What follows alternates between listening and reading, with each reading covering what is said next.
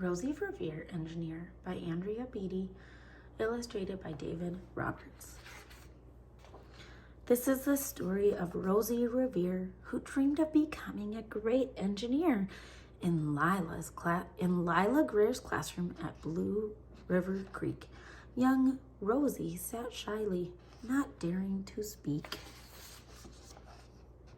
But when no one saw her, she peeked in the trash for treasures to add to her engineer stash.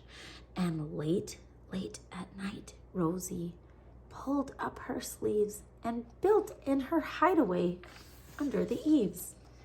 Alone in her attic, the moon high above, dear Rosie made gadgets and gizmos she loved. And when she grew sleepy, she hid her machines far under the bed where they'd never be seen. When Rosie was young, she had not been so shy. She worked with her hair swooping over one eye and made fine inventions for uncles and aunts. A hot dog dispenser and helium pants. The uncle she loved most was zookeeper Fred. She made him a hat to keep snakes off his head. From parts of a fan and some cheddar cheese spray, which everyone knows keeps the pythons away. And when it was finished, young Rosie was proud, but Fred slapped his knee and he chuckled out loud.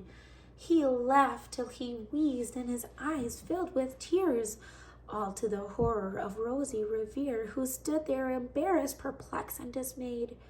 She looked at the cheese hat and then looked away. "I love it," Fred hooted.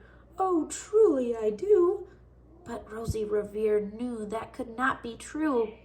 She stuck the cheese hat on the back of her shelf, and after that day kept her dreams to herself. And that's how it went until one autumn day, her oldest relation showed up for a stay. Her great aunt Rose was a true dynamo who'd worked building airplanes a long time ago. She told Rosie tales of the things she had done and the goals she'd checked off her list one by one. She gave a sad smile as she looked to the sky. "The only thrill left on my list is to fly." But time never lingers as long as it seems. I'll chalk that one up to an old lady's dreams. That night, as Rosie lay wide-eyed in bed, a daring idea crept into her head. Could she build a gizmo to help her aunt fly?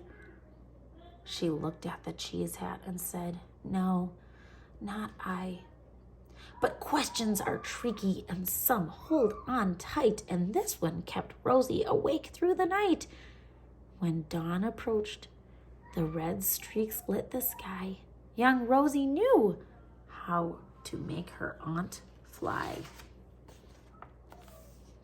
She worked and she worked till the day was half gone, then hauled her cheese copter out onto the lawn to give her invention a test, just to see the ridiculous flop it might turn out to be.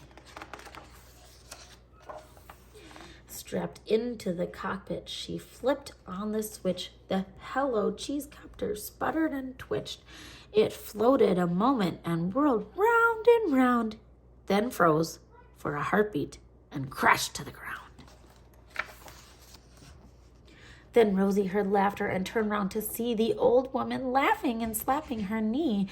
She laughed till she whizzed and her eyes filled with tears, all to the horror of Rosie Revere, who thought, "Oh no, never, not ever again will I try to build something to sputter or spin, or build with a lever, a switch, or a gear, and never will I be a great engineer."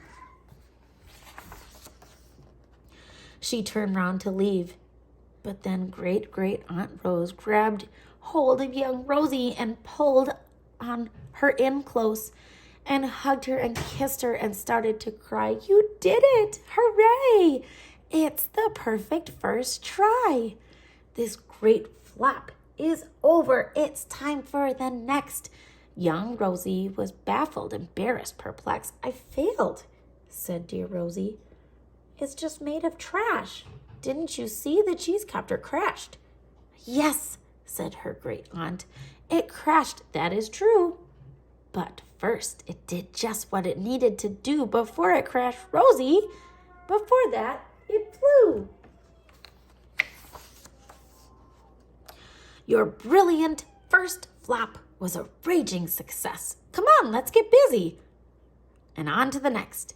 She handed a notebook to Rosie Revere, who smiled at her aunt as it became clear. Life might have its failures, but this was not it. The only true failure can come if you quit. They worked till the sun sneaked away to its bed. Aunt Rosie tied her headscarf round Rosie's head and sent her to sleep with a smile ear to ear to dream the bold dreams of a great engineer. At Blue River Creek, all the kids in grade 2 built gizmos and gadgets and doohickeys too. With each perfect